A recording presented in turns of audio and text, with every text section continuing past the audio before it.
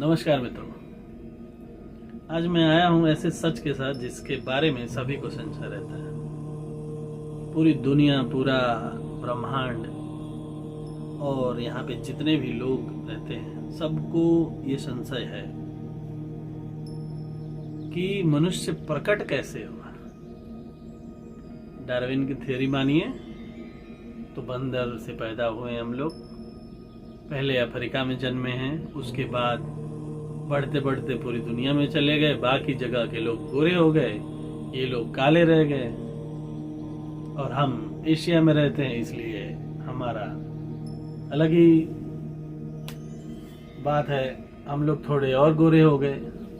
इस बात को कैसे साबित करेंगे और क्या? डार्विन की थ्योरी तो फेल हो चुकी है, उसके ही लोग फेल कर रहे हैं। तो हमें डार्विन से क्या मतलब? हम अपनी बातों पर भरोसा रखेंगे और अपने तथ्यों को समझेंगे।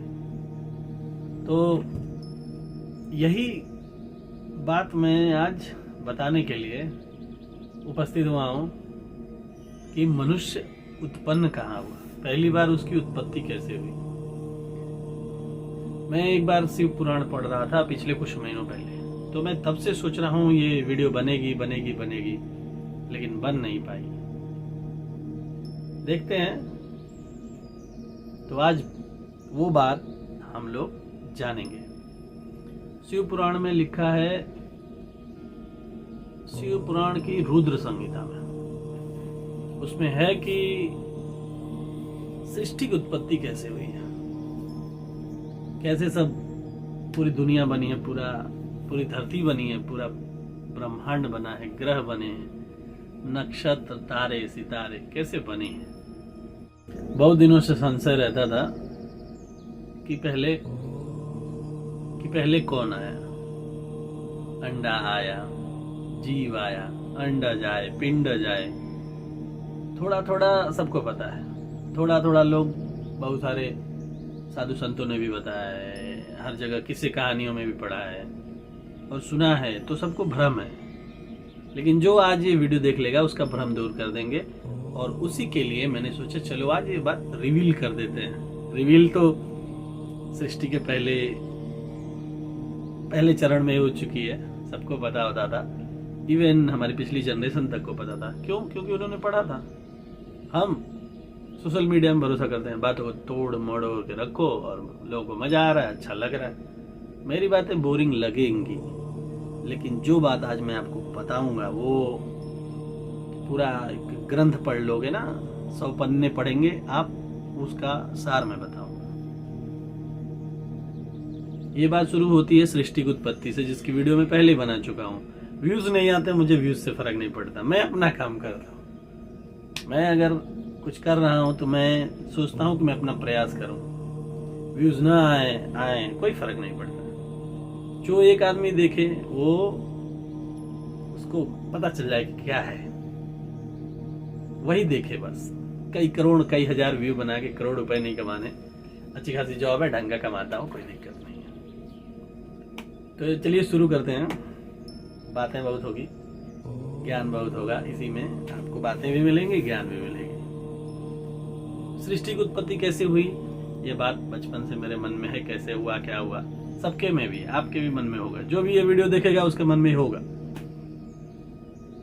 तो पहले कौन पैदा हुए? कोई कहता है कोई पैदा हुआ, कोई क्या कहता है कोई। मैं बात कर रहा हूँ हिंदू धर्म की, सनातन धर्म के हिसाब से कौन पहले आया। तो पहला चरण, एक बार तो सृष्टि का विनाश हो चुका था, खत्म हो चुका था। दूसरे चरण में पहले आए भगवान शंकर, जो अनादिकाल से हैं, जिन्हें अनादि और अनंत भी कहा जाता है। आदि विश्वेश्वर शिव हैं वो। पहले आए, उन्होंने विष्णु जी को बनाया। विष्णु जी की नाभि में कमल खिला, उसमें ब्रह्मा जी की उत्पत्ति हुई।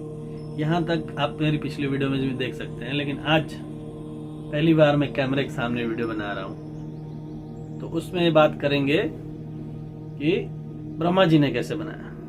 तो ब्रह्मा जी ने इसलिए बनाया क्योंकि उनको शिव जी ने आज्ञा दी कि तुम सृष्टि की उत्पत्ति करो, रचना करो। पालनहार कौन है? भगवान विष्णु। तो उनका काम था पालन करना।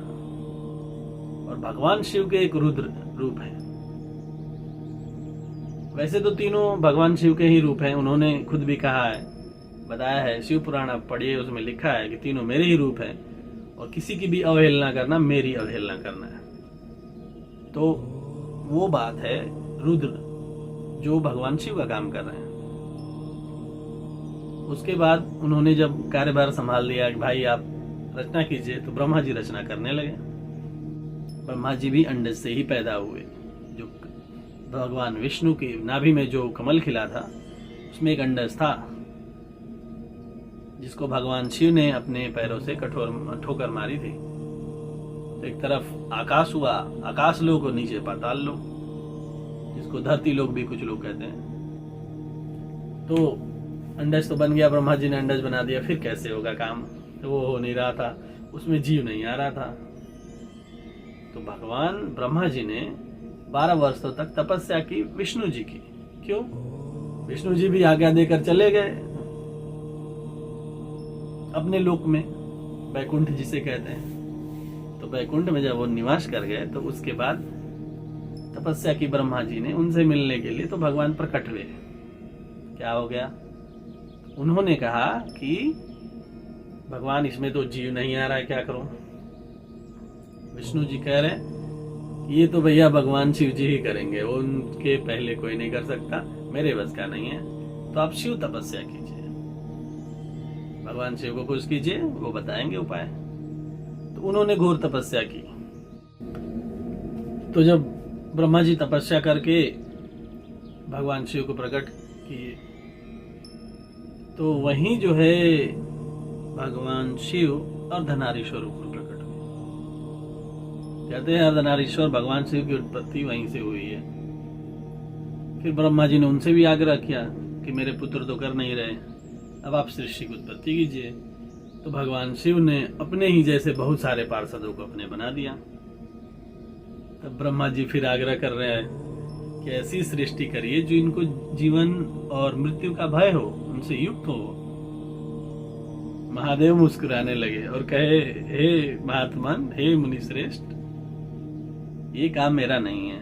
मैं अशोभन जीवों की उत्पत्ति नहीं कर सकता, जो मृत्यु और जीवन मृत्यु के मुंह में पड़े रहें, उसकी उत्पत्ति आप कीजिए। मैं सिर्फ उनका उद्धार मात्र करूंगा। यह लिखा हुआ है शिव पुराण की रुद्र संहिता, आप पढ़ सकते हैं। उसके बाद उनको विचार आया कि अब मुझे ही करना पड़ेगा। उसके बाद शिव जी भी आज्ञा दिए, इनकी उत्पत्ति आप ही को करनी है, मैं उद्धार करूंगा और भगवान विष्णु पालन करेंगे। तो फिर वहां से ब्रह्मा जी फिर तपस्या करने लगे। तो फिर उन्होंने अपने ही रूप से बहुत सारे लोगों को बनाया। उसके बाद ब्रह्मा जी अब उत्पत्ति में लग गए। तो उन्होंने पहले मनुष्यों की रचना नहीं की है, उसके पहले उन्होंने आकाश, पर्वत, पत्थर, पहाड़, पानी, पेड़ और जितने भी पदार्थ पाए जाते हैं उनकी रचना की है, ऐसा लिखा हुआ है शिव पुराण में। उसके बाद उन्होंने पुरुषों की रचना आरंभ की है।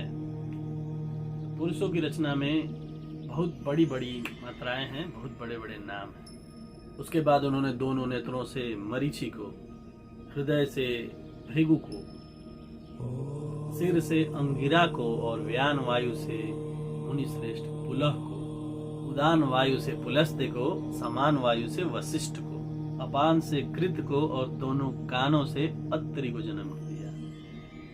प्राण से दक्ष को, गोद से नारद जी को, जिसको वो कथा ये सुना रहे हैं, अपनी छाया से करदम को और समस्त साधनों से धर्म को उत्पन्न किया।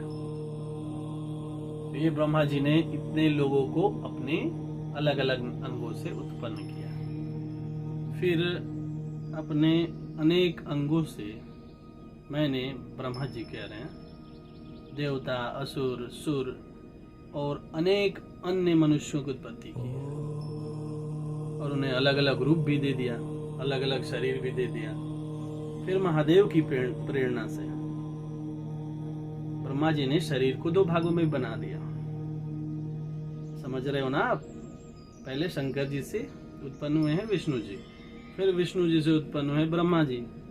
ब्रह्मा जी ने सबको बनाया, फिर अपने शरीर को 2 भागों में विभक्त कर दिया, एक मनुष्य और एक स्त्री, और इन दोनों ने मिलकर एक जोड़े को उत्पन्न किया। तो ब्रह्मा जी ने जिस जोड़े को उत्पन्न किया, उन लोगों ने 2 जोड़े को उत्पन्न किया, वो है स्वयंभू मनु और शतरूपा। तो डायरेक्टली ब्रह्मा जी ने स्वयंभू मनु और शतरूपा को नहीं उत्पन्न किया है, ऐसा शिव पुराण में लिखा है। आप चाहिए तो पढ़ सकते हैं।